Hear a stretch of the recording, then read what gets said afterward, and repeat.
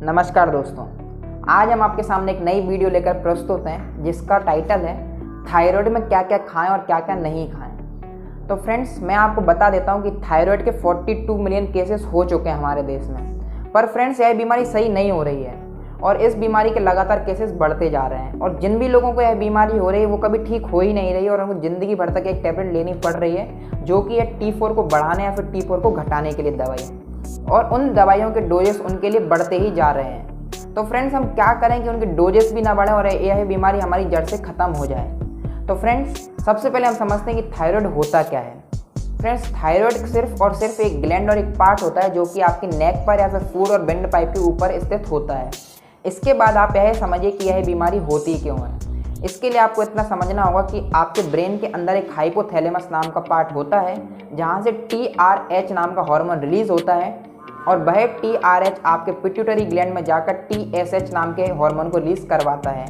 जो TSH release हुआ होता है वह आपके थायराइड ग्लैंड में जाता है और वहाँ से T4 हार्मोन रिलीज करवाता है, जिसको हम बोलते हैं थायरोक्सिन। यही T4 और थायरोक्सिन अगर इम्बैलेंस हो जाता है तो आपको थायराइड प्रॉब्लम हो जाती है। अगर यही T4 अगर ज़्यादा मात्रा में रिलीज होता है तो आपको हाइपर थायराइड होता है, और यही T4 अगर कम मात्रा में रिलीज होता है आपकी बॉडी में तो आपको हाइपोथायराइड होता है। फ्रेंड्स, अब समझते हैं कि यह बीमारी होती क्यों है। अगर आपके हाइपोथैलेमस, पिट्यूटरी ग्लैंड या फिर थायराइड ग्लैंड में कोई भी दिक्कत आती है तो यह T4 हार्मोन कम या फिर ज़्यादा रिलीज होने लगता है और आपको हाइपोथायराइड या फिर हाइपरथायराइड बीमारी होने लगती है। तो फ्रेंड्स, इसके बाद हम समझते हैं कि हाइपोथायराइड में क्या क्या प्रॉब्लम्स आती है और हाइपोथायराइड में क्या क्या प्रॉब्लम्स आती हैं। उसके पहले हम समझते हैं कि यह बीमारी के लिए टेस्ट क्या है।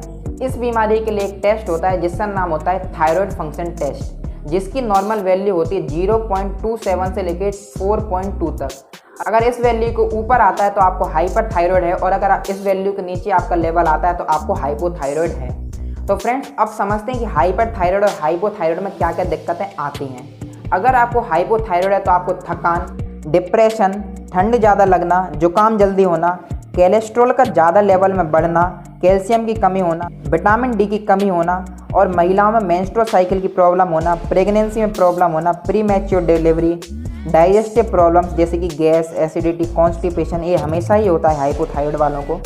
और अगर आपको हाइपोथायराइड है तो आपको हेयर फॉल भी होगा, ड्राई हेयर्स भी होंगे और आपकी ड्राई स्किन भी रहेगी। इसी के साथ साथ आपके हाथ पैरों में दर्द रह सकता है, सूजन हो सकती है हाथ पैरों में, और आपकी दिमागी थकावट और शारीरिक थकावट भी बहुत रह सकती है। और फ्रेंड्स, अगर आपके इनमें से ज़्यादातर लक्षण मिल रहे हैं तो आपको थायराइड फंक्शन टेस्ट जरूर करवाना चाहिए।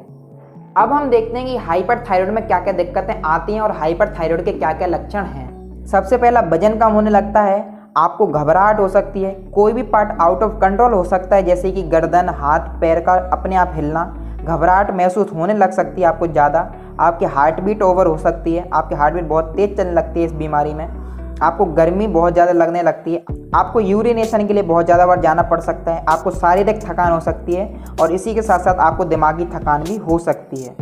तो फ्रेंड्स, अगर आपको यह लक्षण भी मिल रहे हैं अपनी बॉडी के अंदर तो आप इसके लिए भी अपना थायराइड फंक्शन टेस्ट जरूर करवाइए और चेक करवाइए कि आपको कहीं हाइपर थायराइड या फिर हाइपोथायराइड तो नहीं है। चलिए फ्रेंड्स, अब हम देखते हैं कि इसमें हमें क्या क्या खाना चाहिए और क्या क्या नहीं खाना चाहिए, क्योंकि फ्रेंड्स, खान पान थायराइड बीमारी में बहुत ही इंपॉर्टेंट होता है कि हम क्या क्या खाएं और क्या क्या नहीं खाएं।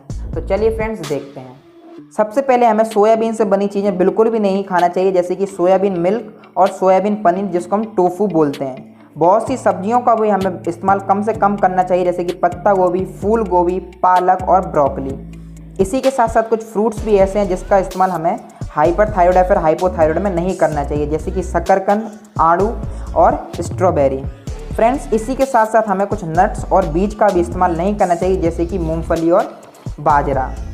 इसी के साथ साथ फ्रेंड्स, अगर आप कॉफ़ी या फिर चाय पीते हैं और अगर आप दवाई ले रहे हैं हाइपोथायराइड या फिर हाइपरथायराइड की, तो आपको यह कॉफ़ी और चाय को 1 घंटे बाद या फिर 1 घंटे पहले ही पी लेना है, क्योंकि कॉफ़ी और चाय में कैफीन होता है जो कि स्मॉल इंटेस्टाइन को ज़्यादा एब्जॉर्ब करने से रोकता है। इसीलिए आपको ज़्यादा भूख भी नहीं लगती है चाय पीने से। तो फ्रेंड्स, आप इस बात का ध्यान रखिए कि अगर आप दवाई खाते हैं तो आप उसके 1 घंटे बाद ही चाय पिएँ, कॉफ़ी पिएँ, या फिर उसके 1 घंटे पहले ही कैफीन का इस्तेमाल करें। फ्रेंड्स, इसी के साथ साथ मेरी आपसे बहुत बड़ी रिक्वेस्ट है कि आपको चाहे हाइपोथायराइड हो या फिर हाइपरथायराइड हो, आप एल्कोहल का इस्तेमाल बिल्कुल मत कीजिए, क्योंकि इससे आपकी दिक्कतें और भी बढ़ सकती हैं और आपको बहुत सारी प्रॉब्लम्स हो सकती हैं। तो फ्रेंड्स, आप एल्कोहल का इस्तेमाल बिल्कुल मत कीजिए, और इसी के साथ साथ आप रिफाइंड ऑयल का भी इस्तेमाल जितना कम हो सके उतना ही कम कीजिए। और फ्रेंड्स इसी के साथ साथ अगर आपकी बॉडी में आयोडीन की कमी है तो आप ऐसे फूड्स का इस्तेमाल कम कीजिए जिसमें अधिक मात्रा में आयोडीन की मात्रा होती है। तो फ्रेंड्स आज की वीडियो में बस इतना ही। अगले पार्ट में हम आयुर्वेदिक तरीके से हाइपोथायराइड और हाइपरथायराइड को सही करने के तरीके बताने वाले हैं। तो आप इस चैनल को सब्सक्राइब कर लीजिए और बेल आइकन दबा लीजिए जिससे कि आपको हर एक वीडियो मिलती रहे और इस वीडियो का भी अगला पार्ट मिलता रहे। फ्रेंड्स एक लाइक ज़रूर दीजिए क्योंकि आपकी एक लाइक से हमें इंस्पिरेशन मिलती है। फ्रेंड्स इसी के साथ साथ आपको यह वीडियो कैसा लगा कमेंट सेक्शन में ज़रूर बताइए। आज की वीडियो में बस इतना ही। जय हिंद।